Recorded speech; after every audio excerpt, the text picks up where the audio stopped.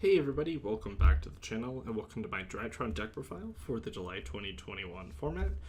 So I played this in the last YCS over the past weekend. It's a really fun deck, but I unfortunately didn't do too well. I kind of lost to myself, but I think that this deck is still like really good. I think there's a couple of ratios I would change, but I think for the most part this deck is like one of the best decks ever. Maybe not ever, but at least this format. So obviously 3 copies of Alpha to search for the Ritual Monster, 3 Zeta to search for the spell, Gammas to extend further, and we're also playing 2 copies of Delta. Waiting on my other super rare, hasn't came in yet, so we're playing uneven rarities. For the rituals, we're playing a Draconoids. This didn't come up at all.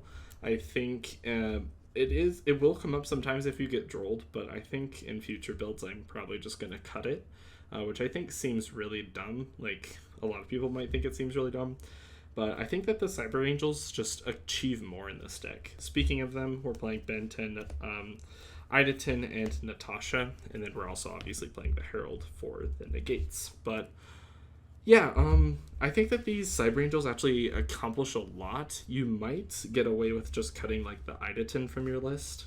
This is definitely like kind of cuttable, but I think that Natasha is too good to cut from your list, just because like Natasha is just such a good card against like Striker, because you won't be able to like destroy their Striker links. You can just take control of them, and then you just don't have to worry about it. So that's one of the reasons why Natasha is just like amazing. But if you wanted to cut some rituals to like cut down or like make the consistency a little better, you can cut these two. Maybe replace them with a couple of cards that I'm not playing, which we'll get into in a second. For normal summons, obviously 3 copies of Diviner. This card's insane. I don't think there's anything to say about it. Just such a good card. 3 copies of Herald of the Orange Light. This came up so often to negate my opponent's cards during their turn. 2 copies of Ava. This also came up sometimes when you drew it with the Orange Light. You can search for Diviner. It was insane. You had a follow-up, and you negated a monster effect. It was so good. So something a little different. I played 2 copies of Lancia. This was probably a bad choice in hindsight. I was just expecting a lot of Tri-Brigade because in the Extravaganza I played against 5 Tri-Brigades. In this I played a grand total of 0. So yeah, maybe Lancia was a pretty bad call, but it goes like that sometimes.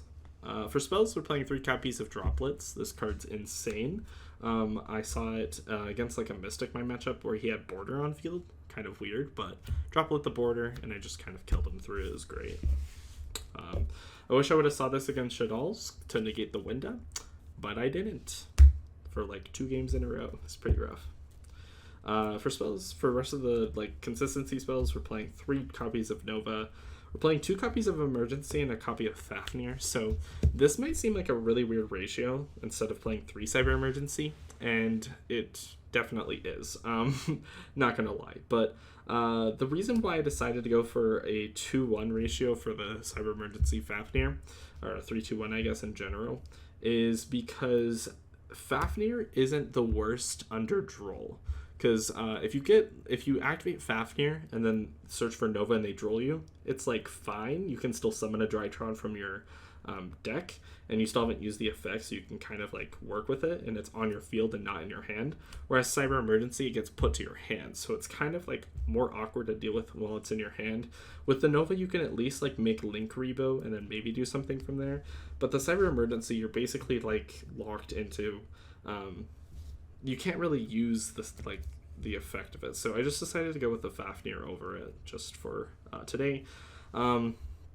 I'm probably just gonna cut the ritual, the Draconoids or whatever, and then just play 3 Cyber Emergency, 3 Nova, and then the Fafnir.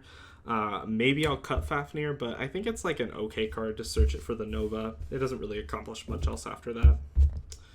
I guess for another consistency spell, we're playing the copy of Foolish Burial. And then for engine requirements, we're also playing a copy of Medionis. We're not playing 2. I decided that it was really dumb to play 2, so I cut it down to 1. And I didn't miss the second copy. For other spells, we're playing an Instant Fusion and a Called By, and then the last card in our deck is a Red Reboot. So I decided to main deck this. The idea was, against the Shadal matchup, you could at least hit like Schism. Against Tri-Brigade, you could hit the Revolt, and then everything else that's not really the greatest against. In hindsight, this should definitely go into the side deck. I don't think it's that good, so yeah, I'm kind of disappointed in Red Reboot's performance this weekend.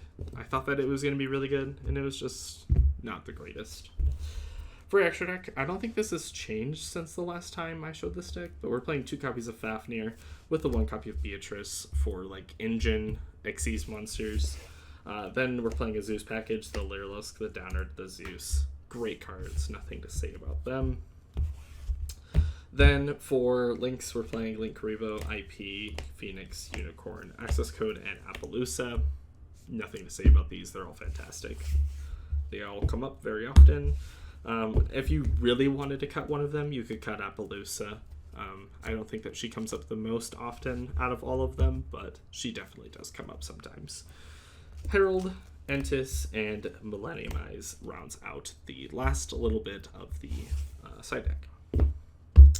Moving into that was the extra deck. Moving into the side deck, so I played a really interesting tech, which you probably just saw.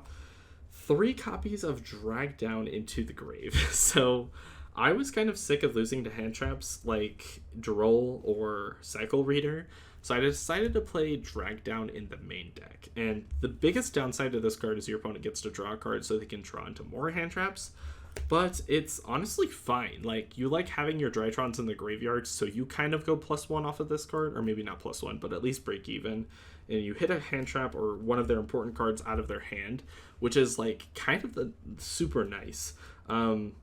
I thought that was really good because you could also play like a pointer in this slot, but I think that Drag Down is probably just better just because it actually has utility going first, because you can actually hit a hand trap out of your opponent's hand and then keep comboing.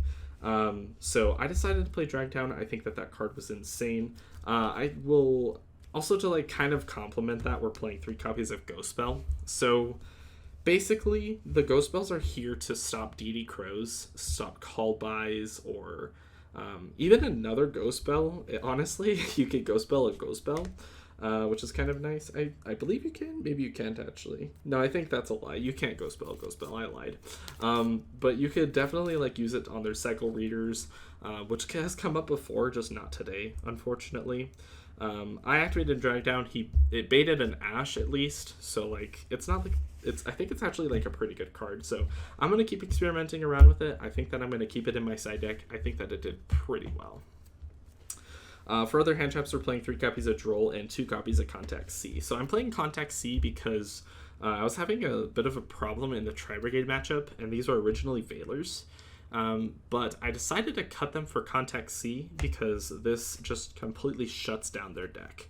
I didn't see it today. Obviously, I didn't see any Tri-Brigade players, but I did see Prank Kids, and these actually do pretty well against that deck as well. So I sided in those. Unfortunately didn't see them against that matchup either, though. But Drolls are really nice for the mirror. Nothing to say about that. Then for the rest of the side deck is just Twins and Feather Duster. So back row, yeah, nothing really to say about that. Also, Striker sucks. Don't play Striker. Deck is bad. Just kidding. The deck is actually really good, but I'm still upset about it. Engage should still be banned. Konami, ban Engage. I'm really upset because that was one of my losses, and yeah, he Shark Cannoned me, lost all my grave. I didn't draw Ghost Spell, lost the duel. So yeah, Striker is obviously a good deck, but it's only because Engage is back, so Konami needs to ban Engage.